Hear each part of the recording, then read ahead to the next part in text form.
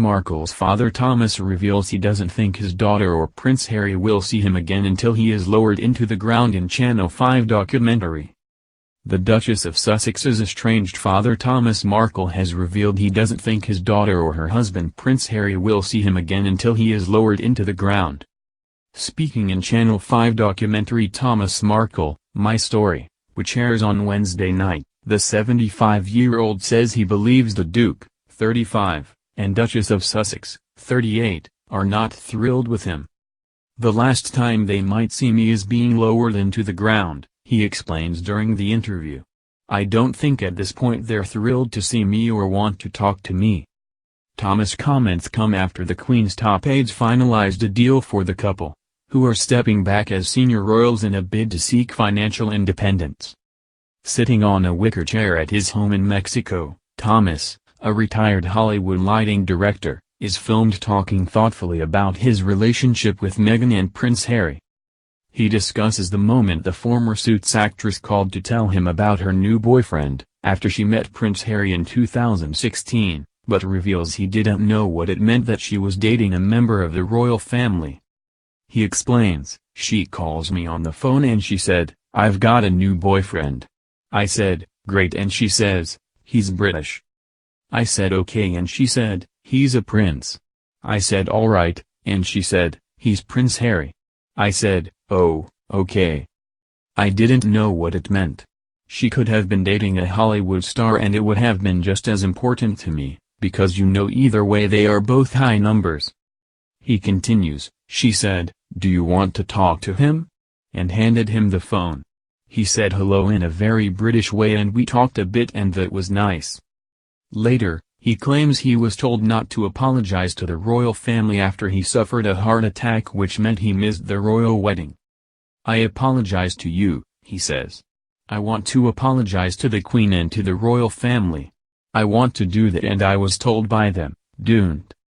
And I was scheduled to go to the airport and go fly to England because they still wanted me to come to the wedding and be at the wedding.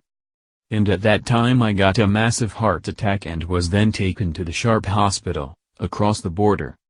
It was in the evening, I'm not sure about the time, maybe about 9 or 10. They took me in and said, 'We'll stabilize you, we'll take care of you.'" He adds, "It was bad. The doctor said that would kill me. They put a stent in here, and another one here. I had the procedure, and I asked the doctor, 'Can I fly tomorrow?' He laughed at me and said, 'There's no way you can fly anywhere.' So I spoke to Meghan and Harry.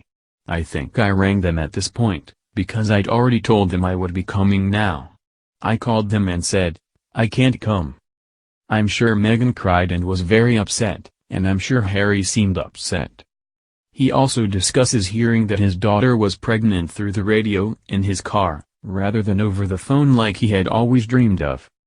"I was sitting in my car waiting to cross the border and I heard the good news from the royals is that Meghan is pregnant," Thomas explains. Which is almost a joke when you tell people, "Well, you heard it on the radio." "This is my daughter, talking about my grandchild. She's going to have a grandchild that's mine.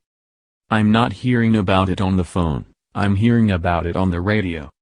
The 90-minute documentary explores the background to what he calls his complicated relationship with his daughter and their dramatic fallout in the run-up to her wedding to Prince Harry in May 2018. In addition, it charts Meghan's formative years. She lived with Thomas between the ages of 11 and 18. It comes as a grinning Duke of Sussex touched down in Vancouver on Monday night, and yesterday it emerged he has already organized events across America for his charity Santa Ball, which supports children affected by HIV in Lesotho and Botswana. Harry, who used a Santa Ball dinner in London this week to claim he and Meghan no choice but to quit as senior royals, has pledged to help the world beat AIDS as a legacy to his late mother Diana, Princess of Wales, while his close friend Sir Elton John's foundation has raised £240 million. $300 million, to fight the virus and help its victims. Sindobal chairman Johnny Hornby told the Evening Standard yesterday, "The Duke is a global figure and HIV is a challenge for the world to try to help solve." We know the Duke has the ability to challenge the stigma that surrounds HIV and shine a light on these issues, whichever side of the pond he finds himself on. On Monday, the Duke of Sussex rushed through a series of meetings at the UK-Africa Investment Summit in Greenwich and is not believed to have seen William before catching a 5:30 p.m. flight out of Heathrow to Vancouver. But he did reportedly hold a meeting with his Kensington Palace team about managing his and Meghan's affairs because they will now be in Canada for the foreseeable future. A smiling Meghan Markle took Archie and her 2 dogs for a walk in Vancouver hours before Harry landed in Canada.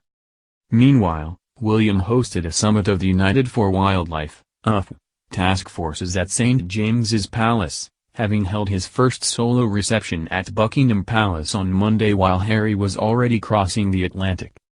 was set up by the Royal Foundation, a joint foundation that was founded by William, Kate and Harry 6 years ago before he married Meghan, but the Duke and Duchess of Sussex then broke away from the foundation last June as rumors of a rift between the couples grew. Meanwhile, the Duchess of Cambridge launched a survey of early childhood she hopes will trigger lasting change for generations to come. Kate is spending 24 hours touring the country to publicize the initiative and said today, "As a parent, I know how much we cherish the future health and happiness of our children. I want to hear the key issues affecting our families and communities so I can focus my work on where it is needed most. My ambition is to provide lasting change for generations to come." The mother of 3 kicked off her solo whistle-stop tour in Birmingham yesterday and will take in London, Cardiff and Surrey today to raise awareness of the poll, 5 Big Questions on the Under-5s, thought to be the largest of its kind in the UK. Speaking at Mini Brum, an interactive, child-sized mini-city at think tank, Birmingham Science Museum, the Duchess said, "I'm here today to launch a survey to hear society's views about raising the next generation. Parents, carers and families are at the heart of caring for children in the formative years, so that is why I really want to listen to them. The early years are more crucial for future health and happiness than any other moment in our lifetime." Wearing a bright green patterned shirt and wide-legged trousers, Kate was given a tour of the town by 80-year-old Mini Mayor, Poppy Jordan. Children from Henley Montessori School and St Paul's Nursery in Balsall Heath showed the royal visitor their workshop, before popping into the laundrette, a shop, a cafe and a mini museum.